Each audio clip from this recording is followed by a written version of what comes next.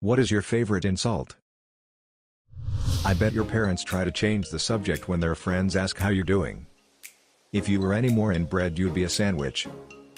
You may not be the dumbest person on earth, but you better hope he doesn't die. My math teacher used to say, "You are so lazy, you are going to marry a pregnant woman." That stuck with me. Still lazy.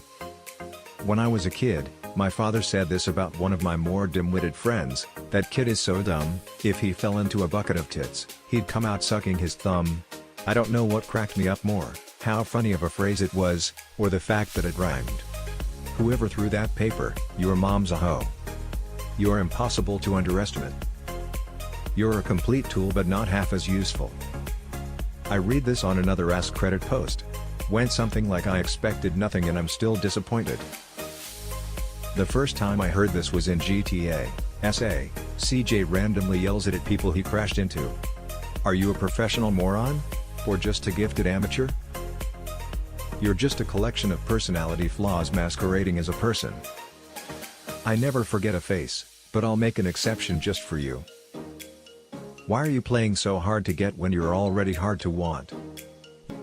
You look like you spend more time on regret management than goal achievement.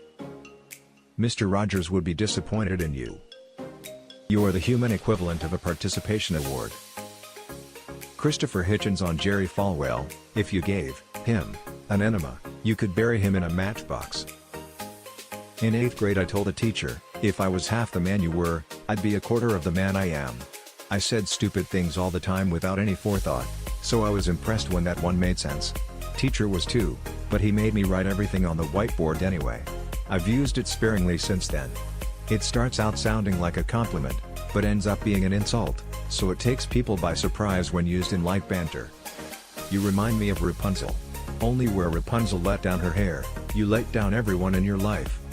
You look like the kind of person who would put ketchup on sushi. Got in a bit of an altercation with my partner's ex out at the bar. She's literally 1 inch taller than legally being a midget. So 4'11" I think. When she started getting mouthy, I stole a line from The Office and told her to calm down, booster seat. No one's talking to you. Instantly shut the convo down. Was glorious. You remind me of high school. Great to remember, horrible to experience. I'm thinking you weren't burdened with an overabundance of schooling from Firefly. I would unplug your life support to charge my phone. You're a sad, strange little man and you have my pity. Farewell.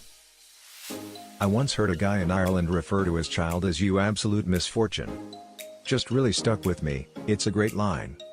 I'm not insulting you. I'm describing you. I have neither the patience, nor the crayons to explain this to you. At my old job we had a guy we would refer to as if he was any dumber, we'd have to water him. I would ground you, but you never go anywhere. My dad to me when I was failing chemistry in high school.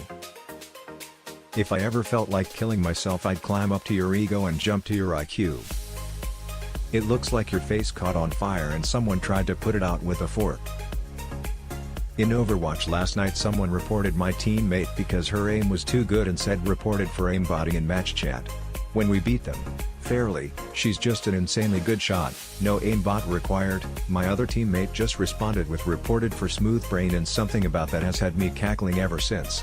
I keep thinking about it and just bursting into fits of giggles. If my dog had your face, I'd shave its butt and teach it to walk backwards.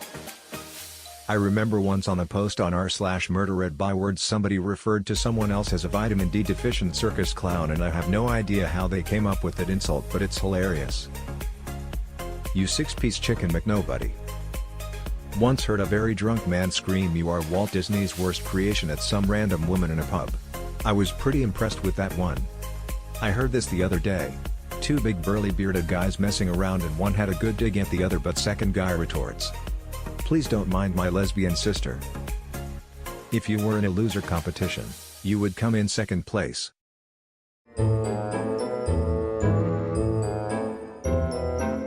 Everyone who has ever loved you was wrong.